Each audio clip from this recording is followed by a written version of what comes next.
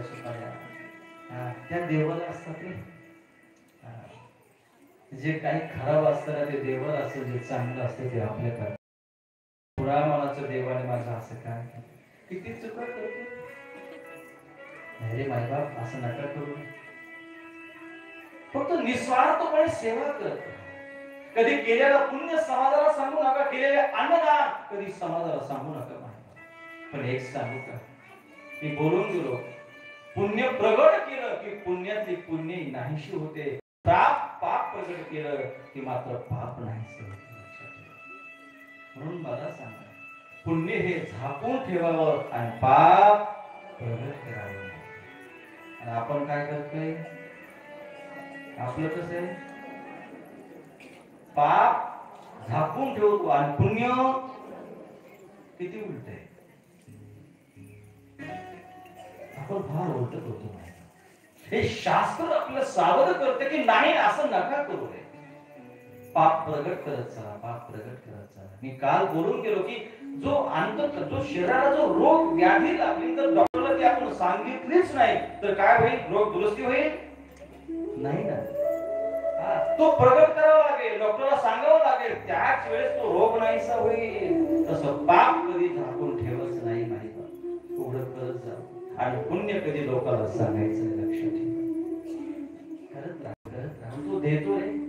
कारण वेळ आल्याशिवाय कोणाला कधी काही मिळत नाही. तुम्ही काही करा मायबाप, काही करा, कारण आपण जे आलो ना इथे ते पाठीमागचे कर्म भोगण्याकरता.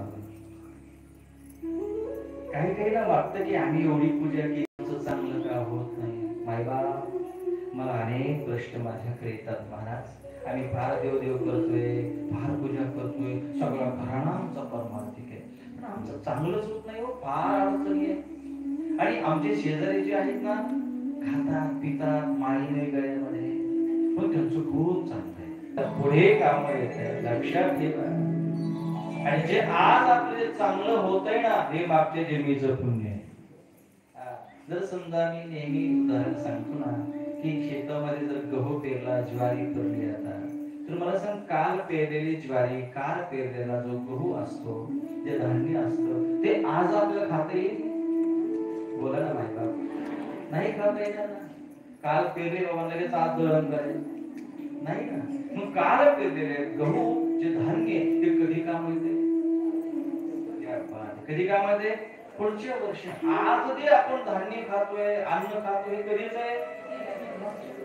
गेल्या वर्षीच आहे. याचा अर्थ असा आहे, आज केलेलं पुण्य हे पुढं काम येत आहे आणि मागच्या जन्मीचं पुण्य हे आता काम येत आहे. अपेक्षा करायची नाहीये. कर्म हे बलवंत आहे. जे होणार आहे ते होणारच, ते चुकणार नाही. कितीही पूजा करा, काही करा, तुम्ही चुकणार नाहीये, चुकणार नाही. अरे सुदाम जो भगवान श्री कृष्णाचा सखा होता, रात्र दिवस स्मरण करायचा, भजन करायचं, त्याला सुद्धा दुःख चुकलं नाही, कर्म चुकलं नाही. अरे ज्याचा मित्र द्वारकाधीश असताना सुद्धा दुःख चुकलं नाही. सुदामाची लेकर 4 दिवस उपाशी होते. हे उदाहरण, हे चरित्र किती सांगतात आपले की काही करा रे, तुम्ही काही करा, पण जे ब्रह्मदेवाने विधात्याने या ललाटवर जे भाग्य दिलं महाराज, ते भाग्य पुसण्याची ताकद पुन्हा कोणात नाही. जे होणार आहे ते होणारच. आपलं काम आहे ते फक्त भगवान शंकराची सेवा निस्वार्थपणे करायची आहे. त्याला कधीच काही मागायचं नाही. वेळ आली ना, जे योग्य आहे ते बरोबर देतो नाही ना.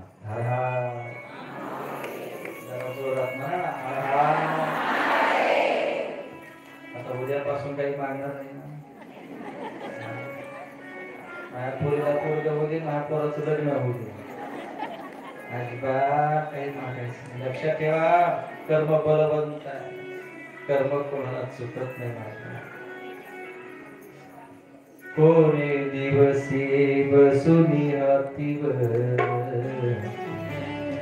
कोणे दिवस